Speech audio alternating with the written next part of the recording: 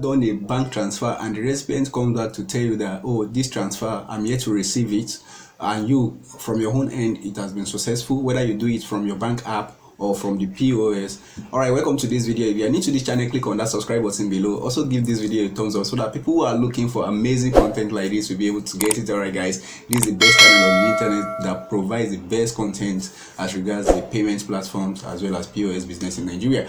Okay, what are the causes? What can cause delay in bank credit? So there are some times you do, the first thing is there are sometimes you do transfer and the transfer is pending. Yes, some POS will even tell you, or some banks will tell you the status that this transfer you did is pending. So the other reason is sometimes the transfer might fail, and you might be thinking, okay, this transfer is successful from your own end, because what you see is that, okay, you've been debited, but actually the status is failed. That's the second reason. Then sometimes it might be successful, but it should not be delivered to the customer. That might be due to the fact that the recipient's bank has network issue. So the fourth one and the most common one is that most recipients will not check their balance. They will tell you, I've not seen the money, and most of the time the money is in their account, but because they did not receive that SMS alert, they will tell you they've not received the money. So how can you solve all these issues? So the first thing you can do is to tell the recipients to check his or her bank balance. Then there are a lot of ways they can check balance nowadays. They can use USSD to check the balance, or they can use a mobile app. Most banks or most POS company now have mobile app that they can use to check. So the other thing you can do is for you to contact your own bank. Yes, that if this transaction is failed, they will be able to tell you whether the transaction is failed or not.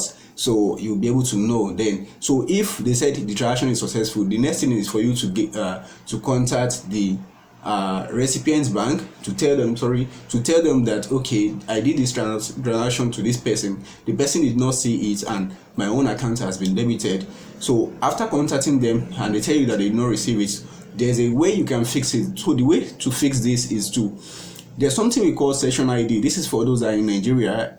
So there's something we call session ID. The session ID is a 30 digits number generated for every transfer you do, like every transaction you do. So when you do the transfer, automatically a 30 digits number is generated. So what you need to do is to contact your own bank, that is the bank you send the money from.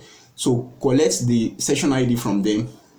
You take the session ID and you give it to the recipient's bank with all the details, that is your own name, your own bank, that is you that you send the money. So you collect your session ID from your bank.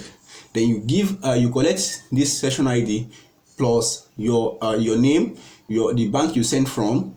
So let's say you use bank A, you add it, then you send all these details to the recipient's bank as well as the amounts you send, so that they will be able to trace the account number of the recipients and then trace where the money is. So the easiest way to contact the bank without you going to their branch, because sometimes if you even go to recipients banks or go to some banks in Nigeria, their customer service rep might not know what you're talking about. So the best way I found is for you to contact them on their social media platforms or via email. Email is very, very effective for most banks in Nigeria. So you need to contact them via email. So I think I will leave the link to most banks' email in Nigeria in the description of this video. So you can copy any of the bank, copy their email, then send a mail to them. If it is your own bank, you send a mail to them, you request for the session ID. So if you request for the session ID and the transaction is not successful, that's when your own bank will tell you that, sorry, this transaction failed